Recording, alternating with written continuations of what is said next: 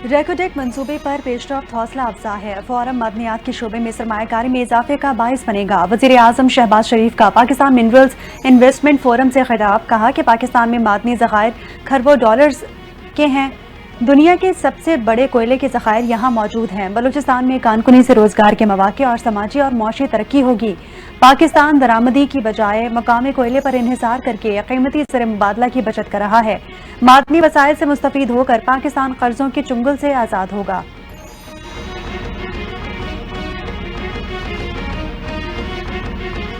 پاکستان اقتصادی ترقی کے نئے دور میں داخل ہو رہا ہے۔ پائیدار معاشی استحکام کے لیے معدنی وسائل سے بھرپور استفادہ کرنا ہوگا۔ نائب وزیر اعظم اسحاق ڈار کا پاکستان منرلز انویسٹمنٹ فورم سے خطاب، کہا کہ تمام معاشی اشاریے مثبت ہیں۔ عالمی ادارے بھی پاکستان کی معاشی ترقی کا اعتراف کر رہے ہیں۔ معدنی وسائل کو بروئے کار لانے کے لیے زیادہ سے زیادہ سرمایہ کاری درکار ہے۔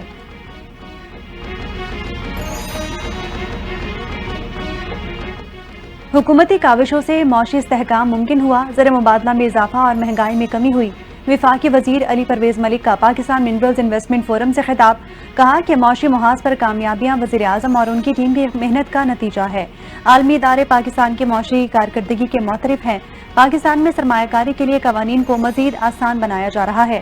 ملک معدنی وسائل سے مالا مال ہے۔ حکومت معدنی وسائل کو بروئے کار لانے کے لیے پرعزم ہے۔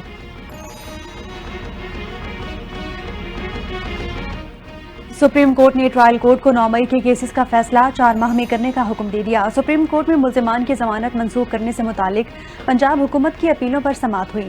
انسداد دہشت گردی عدالتیں 15 روز میں پیش رفت رپورٹ پیش کرنے کا حکم۔ چیف جسٹس یحییٰ آفریدی نے ریمارکس دیے کہ مردان میں مشال خان کے قتل کا واقعہ ہوا تھا۔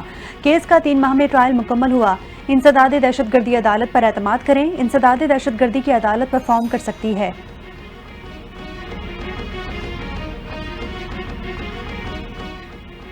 وزیر اعلیٰ پنجاب مریم نواز کی SOS چلڈرن ولیج انٹرنیشنل کے صدر سے ملاقات۔ یتیم اور بے سہارا بچوں کے تحفظ، تعلیم اور ذہنی اور جسمانی نشوونما کے لیے اشتراکی کار کو مزید بڑھانے پر تبادلہ خیال ہوا۔ SOS ماڈل کے پنجاب میں فروغ اور بہتری کے لیے تعاون پر اتفاق۔ وزیر اعلیٰ مریم نواز نے کہا کہ ادارہ بے بس اور لاوارث بچوں کے لیے ایک مضبوط سہارا بن چکا ہے۔ ہر بچہ ریاست کی ذمہ داری ہے۔ حکومت پنجاب اپنی ذمہ داریوں کو ماں کے جذبے سے نبھا رہی ہے۔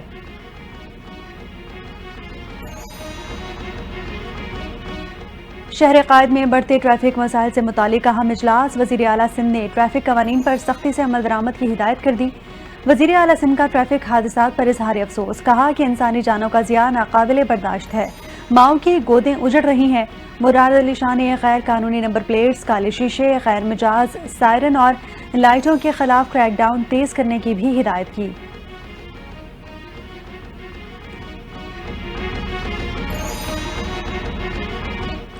وزیر داخلہ محسن نقوی سے نئے تعینات DG FIA اور نئے ڈائریکٹر جنرل کی ملاقات ہوئی۔ DG FIA کو غیر قانونی امیگریشن کے خلاف مؤثر حکمت عملی تیار کرنے کا ٹاسک دے دیا گیا۔ سائبر کرائمز کی روک تھام کے لیے DG NCCIA کو خصوصی ہدایت بھی دی۔ محسن نقوی کا انسانی اسمگلنگ میں ملوث مافیاز کے خلاف ملک بھر میں سخت کریک ڈاؤن کا حکم، کہا کہ تمام صوبوں میں بلا امتیاز کارروائی کی جائے گی۔ مافیا سے آہنی ہاتھوں سے نمٹا جائے گا۔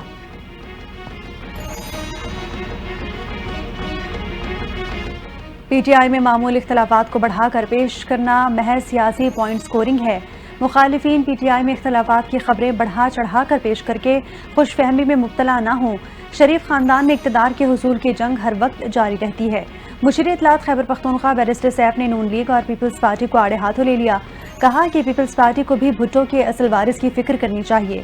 بھٹو کے اصلی وارث سامنے آنے کے بعد پیپلز پارٹی حواس باختہ ہو چکی ہے۔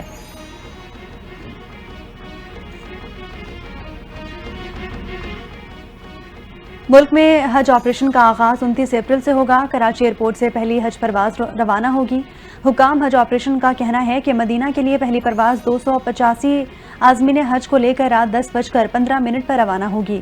ابتدائی تمام پروازیں مدینہ منورہ ایئرپورٹ پر اتریں گی۔ 14 مئی سے حج پروازیں جدہ ایئرپورٹ کی جانب روانہ ہوں گی۔